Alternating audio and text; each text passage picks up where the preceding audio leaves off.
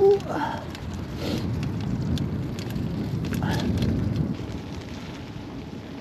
Coming to the end of my first week back at work, and as you can see, a bit frosty, a bit dark, very chilly, very nice.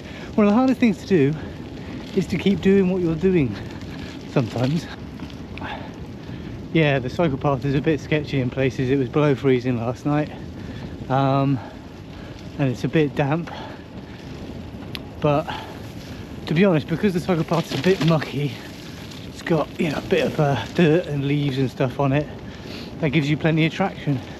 It's when the path is perfectly clean and then it's rained and then it's frozen, then it's a nightmare. It has been a good week back at work. It's been nice to be back.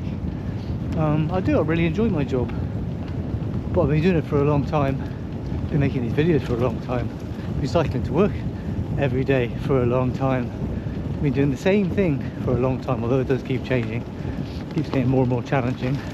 But yeah, we were back to teaching on Monday. That was a long, tough day, didn't quite go to plan, and then every day after that I think I forgot how much work I do, and part of that is next week we're running exams for the second years, so we're ready for that. It's largely getting the students ready for that, looking after them in their final stages. Why are my bikes rattly? As I'm getting close to the sea, it's a little bit warmer, so I'm getting big long non-icy patches. But to be honest, well, a lot of the time it's difficult to tell whether it's going to be icy or not. I know this cycle path so well, I know every little bit of it. I know which bits are sketchy and which bits are fine. But if you do find yourself cycling on ice, like this section here, look for the rough mucky patches. Just go in a straight line, keep going straight. It's when you're going around bends or trying to change your speed or trying to change direction sharply, that's when you tend to get into trouble. Sometimes ice will just have you on your ass and you've got nothing to say about it.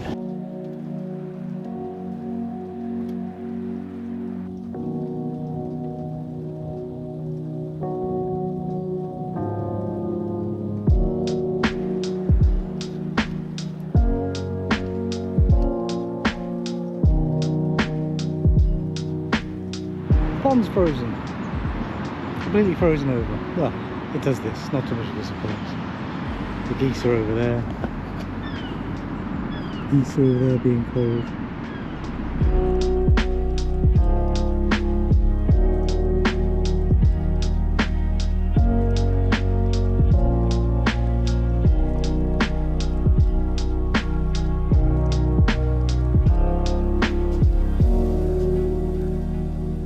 Look at my office, it is a mess.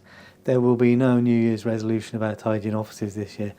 I don't really trust people with tidy desks. A busy desk is a sign of getting stuff done. There's just so much rubbish in here though. Quite proud of having a box that's been there since my last office move and I still haven't emptied it yet. But yeah, this week, straight back to teaching. Wasn't entirely sure I could still remember anything or remember how to teach, and I was teaching the brainstem first thing on Monday morning. Turns out I can still stand up and teach. Well, you'll have to ask the students. I think I can. I think it went okay. And it turns out I still know stuff, and I've been very busy teaching all week because, well, got back to making YouTube videos. So we did the histology of the ovary. Always going to be a bit of a challenge. And we had a revision session with the year 2 students because they've got an exam next week. That is always a big tester. But I think I passed the test. I think the knowledge is still there. That's always the risk, isn't it? Students tell me the same thing. They take some time away and they say, I've forgotten everything. And then you have a conversation. It's like, you still know stuff. So while I say it's sometimes hard to keep doing the same thing you've been doing, I guess that's the reason for taking a break, isn't it? It makes it feel a bit fresher again. Still same old though. The fun job I've been doing this week is, well, I've been reviewing all our standard operating procedures and our risk assessments and our policies, because that's another thing I have to do every year, and actually a number of them did need updating, and I did identify some risks that we can reduce. Boring stuff, right? Loads and loads of papers and loads of reading and writing, just really, admin type stuff. And sure, it's a job I put off and kind of forget about it, but actually even getting that done feels like you get a certain job satisfaction, right, for completing this task and identifying things that did need to be changed and making improvements. Ooh, look at me, I'm sounding like a manager. And, sure, the job does change a little bit, but mostly it stays the same, and week in, week out, we're teaching, assessing, teaching, assessing. And I do keep thinking, I should go and do something else. I've been making videos for a very long time. I should go and do something else. But it seems that every 5 years I say, I'll just do another 5 years. And to be honest, I've got it pretty much just how I like it. I know there will be changes. And with changes, I usually mean I'll be given another course to teach anatomy on, or we'll get more students onto a course which will change the way we do things. So quite regularly, everything gets mixed up and I have to rethink everything and rewrite everything and replan everything. So it never stays the same for very long. And if I change and do something else, will it be better? Or will it be the same? Or will it not be as good?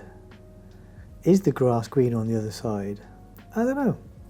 Anyway, I think I've gone away from my original idea. My original point was that my job is very repetitive. What a lot of people do is very repetitive. If you're studying on a course, it's kind of repetitive, and then you have exams and you kind of same structure the following year, but in the future you're going to change and get a job or do something different.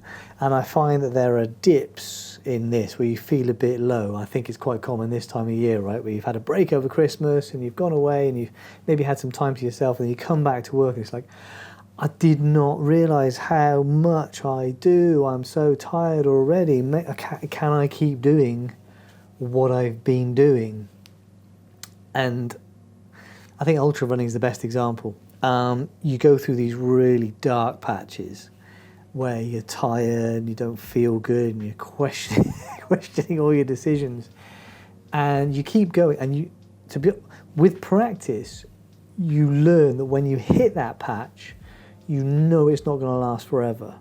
You know that if you just keep going, keep doing the same thing, keep putting one foot in front of the other, keep moving, you're going to feel better. Because every time I've done it, that's always what's happened. I've always felt better.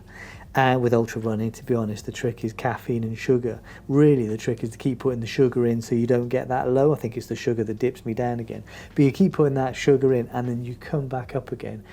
And life is like that. Works like that. You just have these dark patches. And I know I'm oversimplifying and it's not as easy as that. But if you can just keep going, just keep moving forward, just one step at a time, it comes back again, in my experience. And I've been through some tough times. I'm lucky. I'm very, very lucky. I've got a job I genuinely enjoy doing. It tires me out, but I'd get bored if I wasn't tired out. I'd get bored if I didn't have these challenges.